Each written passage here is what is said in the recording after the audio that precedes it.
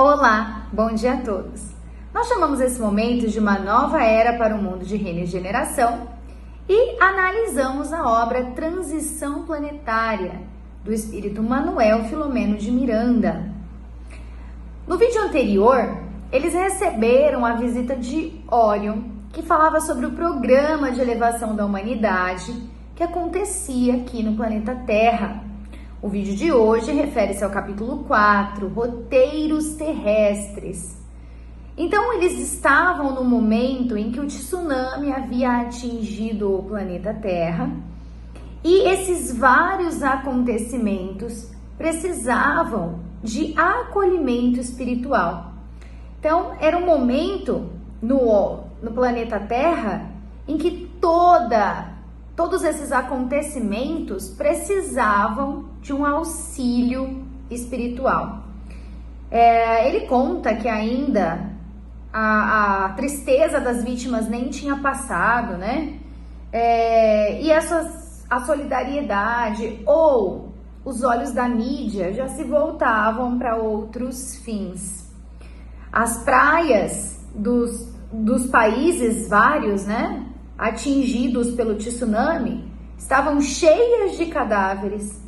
Dezenas de milhares jaziam sob os escombros das frágeis construções destruídas. E os turistas, ou as pessoas que viviam do turismo, já planejavam outros pacotes para outros paraísos, outros lugares que não haviam sido danificados.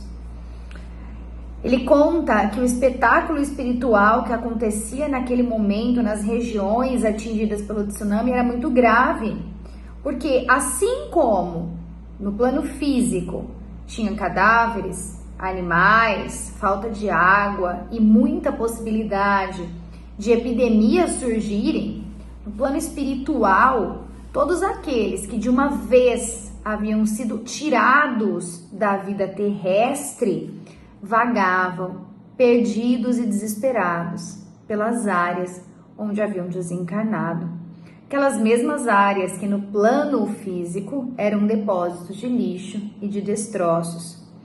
Os gritos de desespero, os apelos de socorro e assim toda a atração daquele momento doloroso, puxando outros espíritos infelizes, era realmente dolorida e triste. Eles acompanhavam já esses acontecimentos lá da comunidade deles, através de recursos que projetavam essas imagens e faziam com que todos pensassem o que seria possível fazer para ajudar o planeta Terra naquele momento. Ele diz que de alguma forma era um espetáculo horrível pós-tsunami. No dia seguinte, eles partiriam então, né, para essa empreitada aqui no planeta Terra. Ele conta que amanheceu com o céu turquesa nimbado de suave claridade que iluminava toda a comunidade. Ele conta ainda que, embora eles estejam aí sob as mesmas leis que mantêm o orbe terrestre, o sol que lá chega não é o sol que chega aqui. Lá eles têm sempre a mesma temperatura e isso é resultado da energia emanada pelos fótons que envolvem o campo vibratório da comunidade espiritual em que ele mora. Então, não é como no Brasil, que é muito quente, depois é muito frio, Então, no Brasil não, no planeta Terra, né? Lugares muito frios, lugares muito quentes, a temperatura é sempre amena. Eles se encontram, então, à sombra de um cedro, que fica no templo ecumênico, local em que todos os religiosos das mais diferentes convicções podem se reunir para vivenciar as suas doutrinas. Então a gente percebe que muito diferente do planeta Terra, não há físico, não há extremos de temperatura, não há distinções entre pessoas por elas serem de religiões diferentes. E então o encarregado da expedição, né, ao planeta Terra, para os trabalhos aqui, conta que viveu na Polinésia, inicialmente acreditando que os primitivos chamados de índios eram inferiores e com o tempo descobrindo que eles tinham um conhecimento que era inigualável. Conta que foi com os indígenas que ele teria aprendido sobre a interferência dos mortos na existência dos vivos, ele teria aprendido várias terapias e ele se apresenta como Charles White, que em vida, de origem inglesa, teria sido um médico. Ele diz que está na colônia onde mora Manuel Filomeno de Miranda para realizar um estágio, trouxe para isso vários amigos que vestiam na vida terrestre indumentárias de diferentes nacionalidades, ou seja, quando encarnados, moraram em diferentes países, a fim de treinarem técnicas de socorro especial com os guias daquela comunidade e aplicar então na área de atendimento que eles estariam. Ele dá boas-vindas a todos e conta que o empreendimento que eles começariam seria dividido em duas fases. A primeira aconteceria na região do tsunami e a segunda na psicosfera do Brasil, preparando mentes e sentimentos para reencarnações especiais.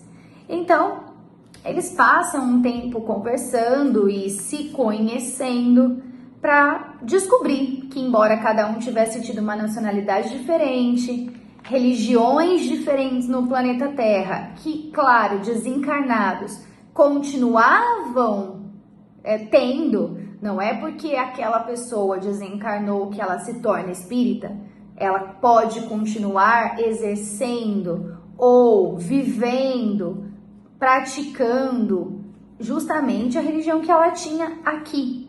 Mas lá eles se dão conta de que eles pertencem todos à mesma sociedade. É uma sociedade em que há o bem que não se pode corromper.